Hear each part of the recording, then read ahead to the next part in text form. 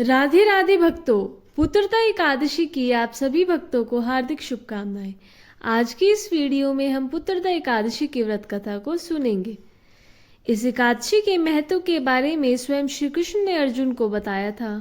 अर्जुन ने एकादशी के महत्व के बारे में सुनते हुए श्री कृष्ण से पूछा, हे प्रभु, मुझे अब आप श्रवण माह के शुक्ल पक्ष की एकादशी की कथा सुनाने की कृपा करें।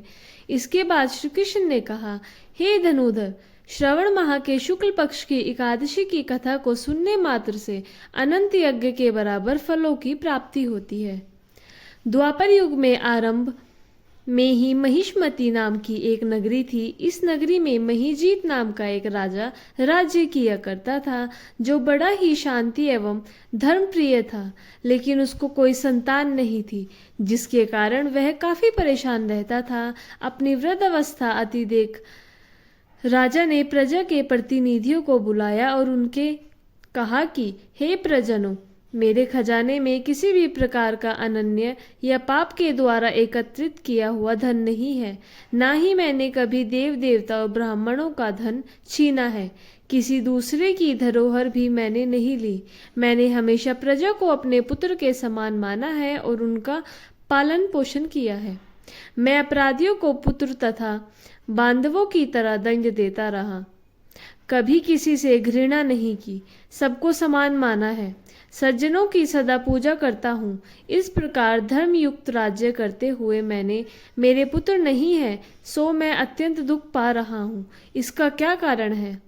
राजा महीजीत की इस बात को विचारने के लिए मंत्री तथा प्रजा के प्रतिनिधि वन गए। वहां बड़े बड़े ऋषि मुनियों के दर्शन किए। राजा की उत्तम कामना की पूर्ति के लिए किसी श्रेष्ठ तपस्वी मुनि को देखते फिरते रहे। एक आश्रम में उन्होंने एक अत्यंत वयोवृद्ध धर्म के ज्ञाता, बड़े तपस्वी, परमात्मा में मन लगाए हुए, निराहार, जितेंद्रिय, जितात्मा, जित क्रोध, सनातन धन के गुण तत्वों को जानने वाले समस्त शास्त्रों के ज्ञाता महात्मा लोमश मुनि को देखा, जिनका कल्प के व्यतीत होने पर एक रोम गिरता था। सबने जाकर ऋषि को प्रणाम किया। उन लोगों को देखकर मुनि ने पूछा कि आप लोग किस कारण से आए हैं? निसंदेह मैं आप लोगों के हित में ही रहूंगा।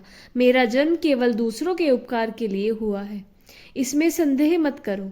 लोमश ऋषि के ऐसे वचन सुनकर सब लोग बोले, हे महर्षि, आप हमारी बात जानने में ब्रह्मा से भी अधिक समर्थ है, अतः आप हमारे इस संदेह को दूर कीजिए। महिष्मतीपुरी का धर्मात्मा राजा महीजीत प्रजा का पुत्र के समान पालन करता है, फिर भी वह पुत्रहीन होने के कारण दुखी है। उन लोगों ने आगे कहा कि हम लोग उनकी प्रजा है, अतः उसके दुख से हम भी दुखी है।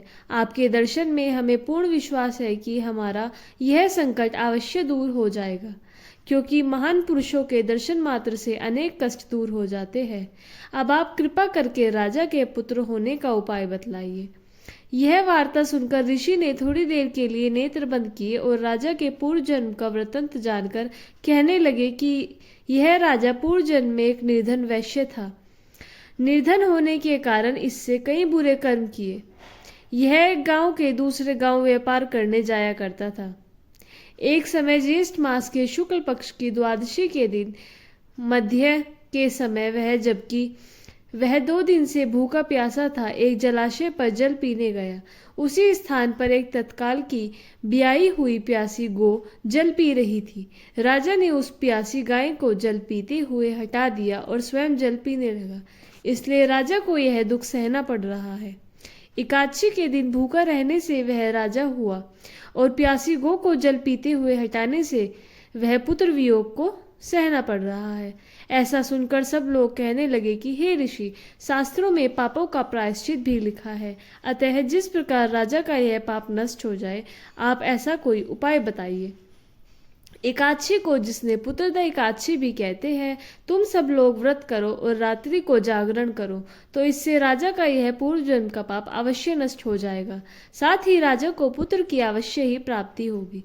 लोमश ऋषि के ऐसे वचन सुनकर मंत्रियों सहित सारी प्रजा नगर को वापस लौट आई, और जब श्रवण शुक्ल एकादशी आई तो ऋषि की आज्ञा अनुसार सबने पुत्रदा एकादशी का व्रत और जागरण किया। इसके पश्चात द्वादशी के दिन इसके पुण्य का फल राजा को दिया गया। उस पुण्य के प्रभाव से रानी ने गर्भ धारण किया और प्रसव काल समाप्त होने पर उसके एक बड़ा तेजस्वी पुत्र उत्पन्न हुआ। इसलिए हे राजन, इस श्रावण शुक्ल एकादशी का नाम पुत्रदा पड़ा। अतः संतान सुख की इच्छा हासिल करने वाले इस व्रत को अवश्य करें।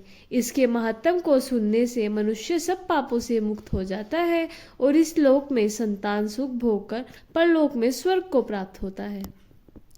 भक्तों, ये थी पुत्रदा एकादशी की व्रत कथा। वीडियो अच्छा लगे तो लाइक करें, चैनल को सब्सक्राइब करें और कमेंट बॉक्स में जय श्री राधे कृष्णा अवश्य लिखें। और आप सभी को राधे राधे, जय श्री राधे कृष्णा।